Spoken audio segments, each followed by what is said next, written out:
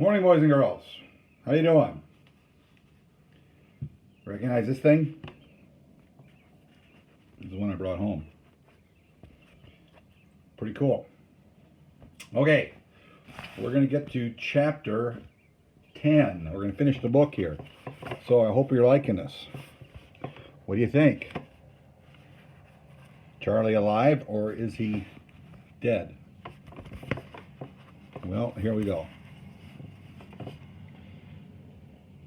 He could remember all the sweet things when it had started.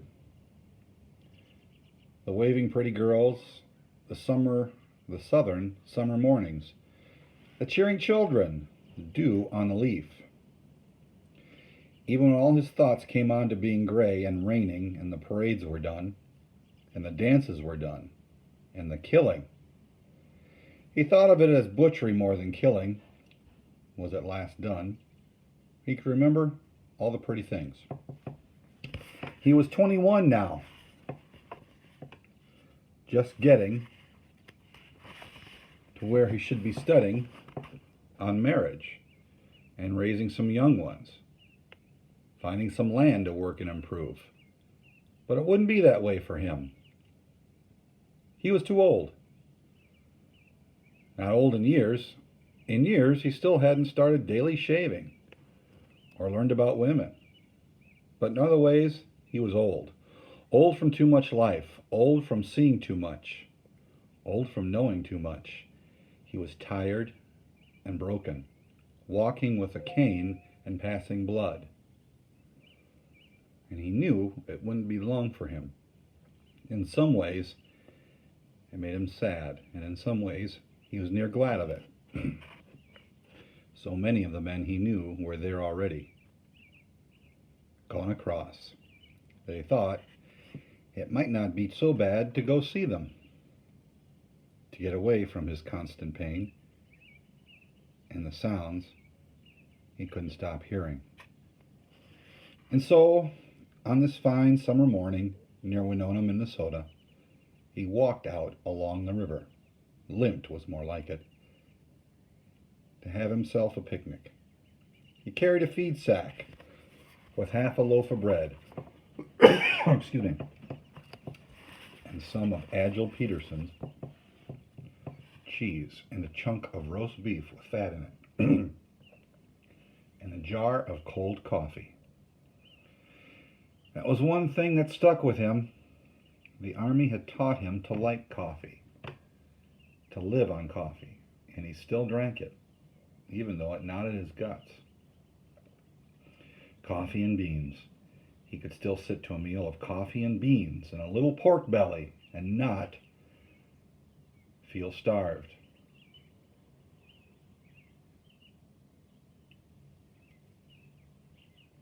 But not for a picnic, not for this picnic. He wasn't sure, in fact, he would eat. He came out on many such picnics before, not sure he would eat, but just to sit on the river and wonder if it was time to go visit the others. And always he had eaten and had coffee, and then he walked, limped back to his small house on the edge of town. He'd heard it called a shack, Charlie's shack, but he thought of it as a house. He found a place where a soft breeze kept the mosquitoes away, and the sun warmed the grass and the dirt.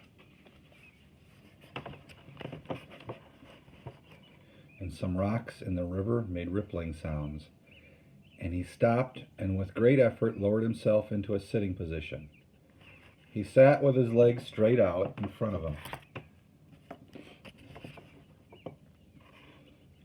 It was an awkward position, but his knees didn't want to bend, and he couldn't lie back on the grass because it made him sick to lie down. So he sat, watching the river go by, and then he reached into the sack, and he took out the bread and cheese and set them on a small flat rock nearby.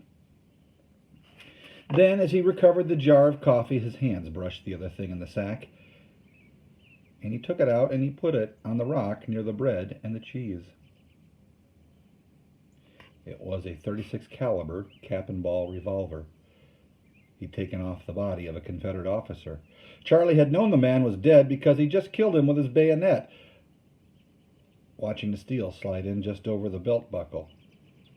He remembered taking the revolver. Everybody wanted them, those Confederate revolvers. Back home, they wanted them. "Pick me up a Confederate pistol," they'd say in letters. As if you'd just pick one up off the ground. As if they weren't being carried by Confederate soldiers who didn't want to give them away. As if you wouldn't have to kill men to get the revolvers. He shook his head. That wasn't one of the things he liked to think about. The revolver shone in the sun. It was clean and free of rust and corrosion, greased and capped and fully loaded. The walnut grips so shiny they looked cheap, or correction, deep, and almost red. It was a pretty thing, he thought. The revolver was as pretty as anything he'd seen, black and shining, and he held it for a moment, hefting it. He eased the hammer back until it clicked, looked at his finger on the trigger, and knew that if he just touched it there, just a light touch, it would trip the hammer to slap the percussion cap, set off the powder, and send the little .36 caliber ball speeding out of the barrel and into his. He eased the hammer down with his thumb, and he laid the pistol back on the rock next to the cheese, and then sat, listening to the ripple of the river, watching the water go by, thinking of all the pretty things.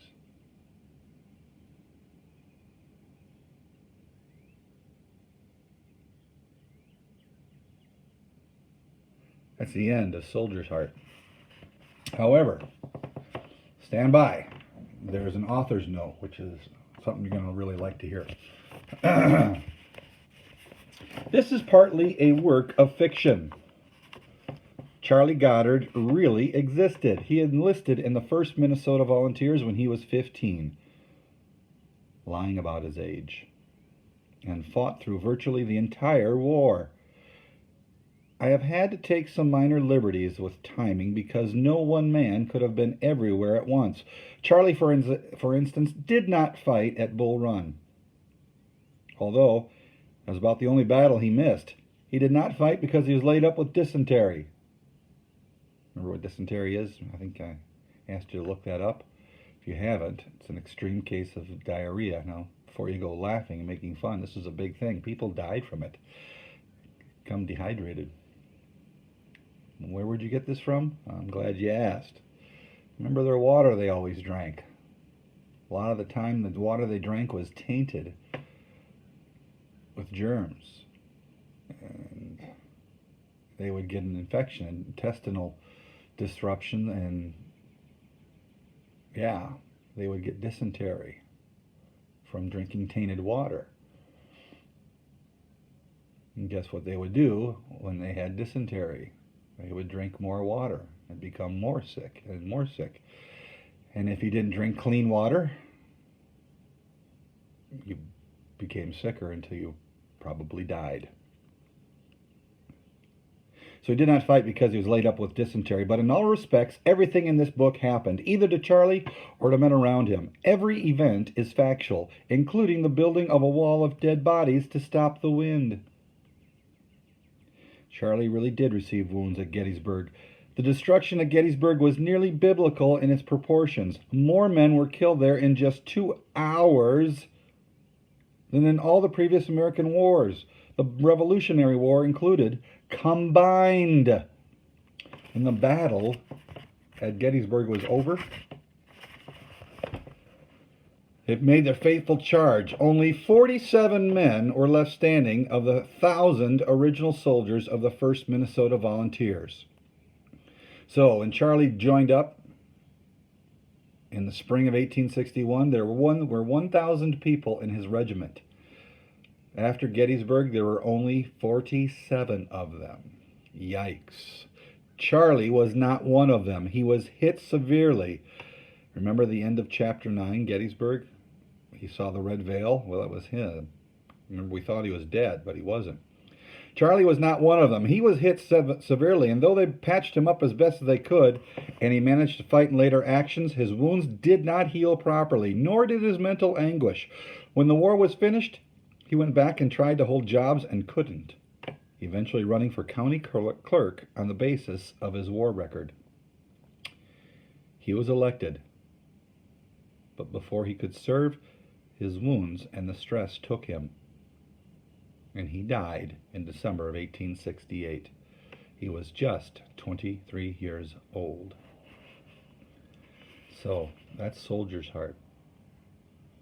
Charlie enlisted when he was 15, survived the war, but was wounded, came back to live, and died at the age of 23 from the wounds and the mental anguish. Did Charlie have a soldier's heart?